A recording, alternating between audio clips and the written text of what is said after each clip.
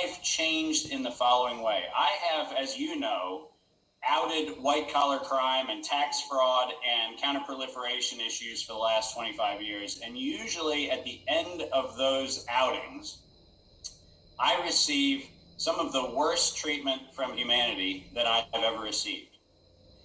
On a massive contrast, and props to Mickey, props to his team, props to Matt Belair, who put me in touch with Mickey at the beginning, and all the amazing people who advocated for the Plandemic 2 to be a full feature-length production. Not only did we not have that response, Brian, but I got thousands and thousands of emails, messages, and everything else from the very best of humanity. The people who, like you, are the Freedom Platform Army, you know, the people who actually care. And I will tell you that my wife, Kim, and I have been overwhelmed with generosity, with love, with kindness, with support, with people who are actually advocating for the future of humanity. And much to my surprise, and I know to many of our surprise, people couldn't take issue with the substance of the film because it happened to have the inconvenience of being true. The March 28th, 2019, and let's get that date burned into our consciousness. If on March 28th, 2019, the following sentence was written in a patent application, quote, because of a concern for reemergence or a deliberate release of SARS coronavirus, vaccine development was initiated. That sentence was written into a patent application on March the 28th, 2019. And you heard what I said. Vaccine development was, past tense, was initiated. So that means before March 28th, 2019, a deliberate release of SARS coronavirus was not only contemplated, but Moderna wrote it into their patent applications. Just let that chilling fact of what I just said sink in. Right? This is not a company that was operating in the conjecture theoretical world. This was not a company that was in the middle of this anonymous R&D program that was just happenstance to be running along looking at coronavirus. This was a patent application that had first been submitted in 2015. And the United States Patent Office had rejected it. You heard what I just said. They rejected the application, not once or twice. Over and over and over again, they rejected this patent application.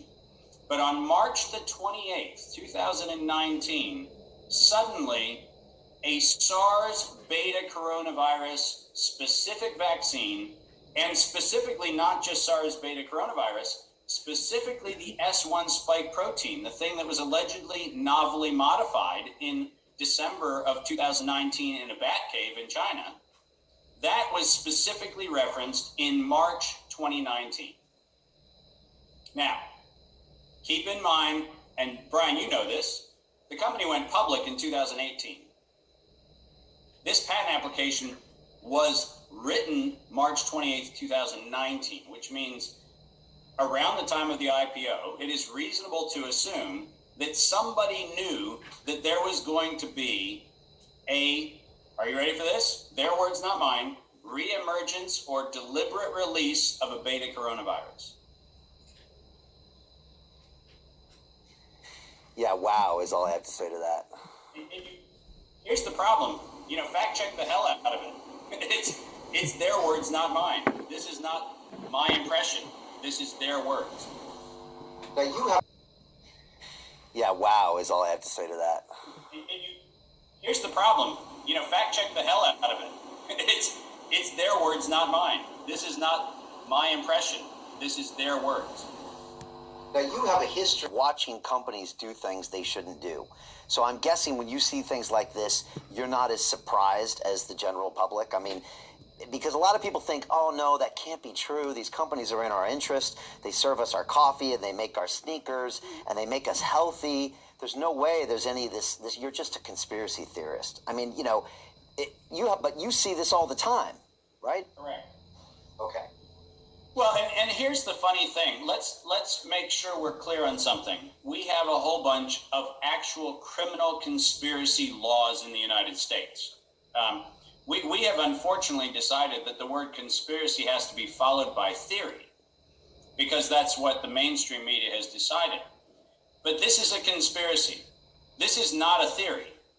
You cannot say that you were working on 3 other viruses that have nothing to do with coronavirus, and then suddenly on March the 28th, you suddenly have just this aha moment that there might be, in your words, a deliberate release of beta coronavirus. That's not an accidental. That's not Doc Brown in Back to the Future falling off a toilet and hitting his head and getting the flux capacitor. Somebody told somebody that this was a real scenario that was worth pursuing. And so you can't hide behind the, who would have seen it coming? Well, the answer is somebody saw it coming. And they filed another 1,000. They filed another 1,000 patents that day to cover all sorts of other scenarios. It was discreet. That's correct. Okay.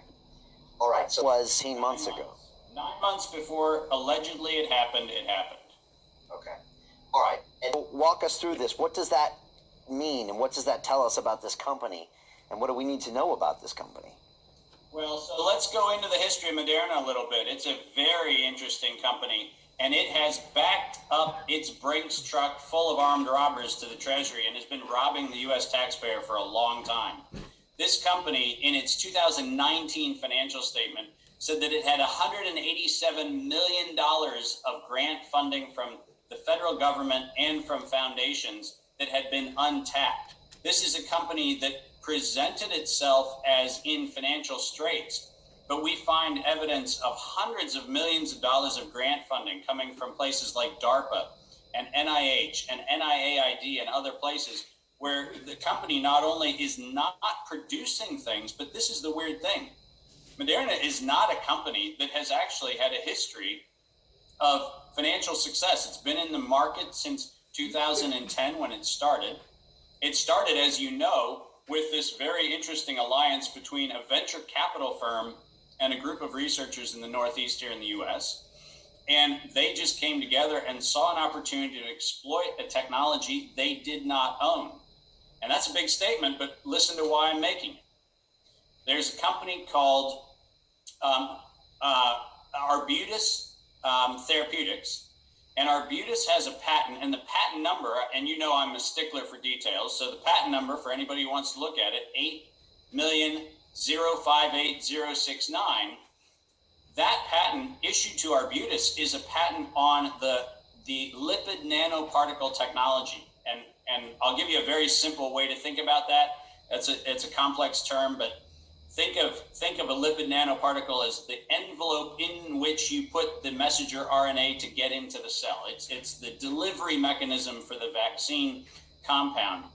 And that patent, which was issued to Arbutus on the lipid nanoparticle, which is critical for the Moderna vaccine, was actually not Moderna's to use. So here's a company who in their 130 plus patents have never acknowledged the federal government's support for their research, despite the fact that almost all of it's derived from the federal government. Here's a company that in so doing has violated the federal law over 130 times, because the Bayh-Dole Act, which put in motion the law that said that if you get federal funding, you have to disclose it in your patent applications. They have not complied with that law on any of the applications germane to this vaccine or any of the other 4 that they have candidate trials for. So here's a company who's been compulsively breaking the law. They are not only breaking the law, but they're using someone else's platform technology, the enabling technology, without license.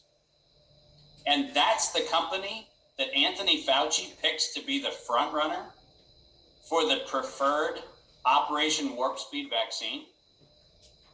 You sit there going, well, hold on a minute. Why are all of these funds flowing to a company that has compulsively been an illegal operator for nearly a decade?